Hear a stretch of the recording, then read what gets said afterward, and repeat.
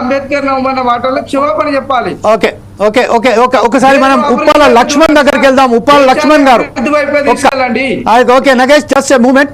లక్ష్మణ్ గారు మీరు చెప్పండి, ప్రస్తుతం ఏదైతే మనకు సంబంధించిన అమర్నాథ్ గారు చెప్పారో ఆర్ఎస్ఎస్ కు ఎలాంటి సంబంధం లేదు, ఆర్ఎస్ఎస్ పేరు ఎందుకు ప్రస్తావనకు తీసుకొచ్చారు అని చెప్పారు.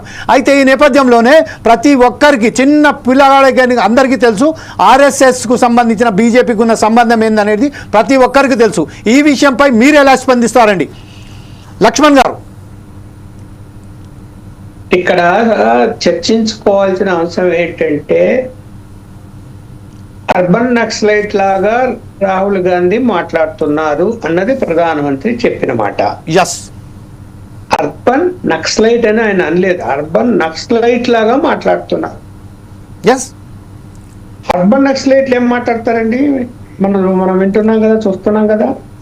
సరే, నక్సలైట్ల విషయం వదిలేయండి, వాళ్ళ అక్కడ ఉన్న అర్బన్ నక్సలైట్లు అంటే నగరాల్లో ఉంటూ ఆ యొక్క సిద్ధాంతాలని ప్రచారం చేసేవాళ్ళు, లేదంటే ఆ సిద్ధాంతాలని మాట్లాడేవాళ్ళు అని అర్థం. అర్బన్ నక్సలైట్లు అంటే వాళ్ళ హింసకు తావివ్వరు, విషయాలు మాత్రము మాట్లాడుతూ ఉంటారు అని. ఇప్పుడు ఇక్కడ లెఫ్ట్ భావాలు ఉన్నటువంటి వాళ్ళు పెట్టుబడిదారుల యొక్క వ్యవస్థను ఎప్పుడు వ్యతిరేకిస్తూనే ఉంటారు, ఏ రోజు కూడా సమర్థించరు. నంబర్ 1. అర్బన్ నక్సలైట్లు కూడా పెట్టుబడిదారుల వ్యవస్థను వ్యతిరేకిస్తారు.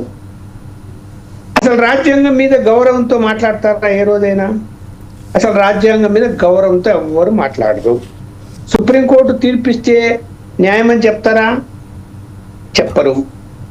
అంటే ఇక్కడ వాళ్ళ యొక్క విధానాల ప్రకారం వాళ్ళు మాట్లాడతారు. నేను తప్పు పట్టడం లేదు, వాళ్ళకు ఎవరి సిద్ధాంతాలు వాళ్ళకు ఉంటాయి, ఆ సిద్ధాంతాలే వాళ్ళు మాట్లాడుతూ ఉంటారు. అందులో నిజాలు ఉన్నాయా, అబద్ధాలు ఉన్నాయా, కరెక్టా కాదా అన్నది అది ప్రజలు చూస్తున్నారు. ఎవరిని గౌరవించాలా, ఎవరికి ఓట్లు వేయాలా, ఎవరికి ఓట్లు వేయొద్దు, ఈ ప్రజాస్వామ్య వ్యవస్థలో అది నడుస్తుంది. ఇవాళ రాను రాను లెఫ్టిస్టులు ఎందుకు కనుమరుగైపోతున్నారు భారతదేశంలో? స్వాతంత్రం వచ్చినప్పుడు ఉన్నటువంటి సంఖ్య ఇవాళ ఎందుకు తగ్గిపోయింది? ఇవాళ ఎందుకు వాళ్ళ సీట్లు తగ్గిపోయాయి? ఎందుకు నాయకులు తగ్గిపోయారు అన్నది కూడా ఆలోచించుకోవాల్సిన అవసరం ఉంది. సరే, అట్లని ఇప్పుడు ఏదో ఉన్న పార్టీలు వెలగబెడుతున్నాయా అంటే లేదు. పావర్టీ ఏదైతే ఉందో, రామ్మోహన్ గారు చెప్పినట్టు పావర్టీ విషయంలో పూర్తిగా దృష్టి పెట్టడం లేదు. ఇంకా అంకెలు చూపించడం వేరు, ప్రాక్టికాలిటీ వేరు. అంకెలు ఎన్నైనా చూపించుకోవచ్చు, ప్రాక్టికల్ గా వచ్చినప్పుడు పేదవాళ్ళకి ఇంకా న్యాయం జరగవలసింది ఎంతో ఉంది. అంతా ఇంత కాదు, ఎంతో ఉంది.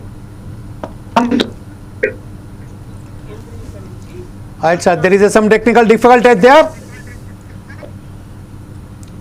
Right, sir. అందువలన అక్కడ అర్బన్ నక్సలైట్లు ఏంటి, పేదరికము ఆ అంశాలు మాట్లాడతారా? అది కాదు.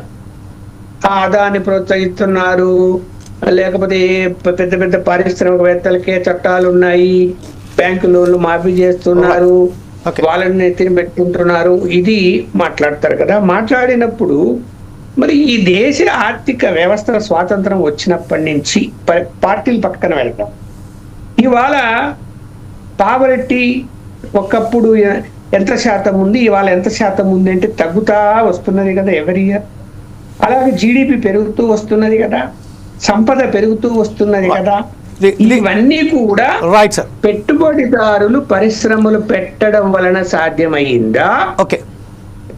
ప్రభుత్వము ఏదైనా సంక్షేమ కార్యక్రమాలు పెట్టడం వల్ల సాధ్యమైందా? Okay, right sir. ఇదే విషయంపై లక్ష్మణ్ గారు ఒక్క నిమిషం మన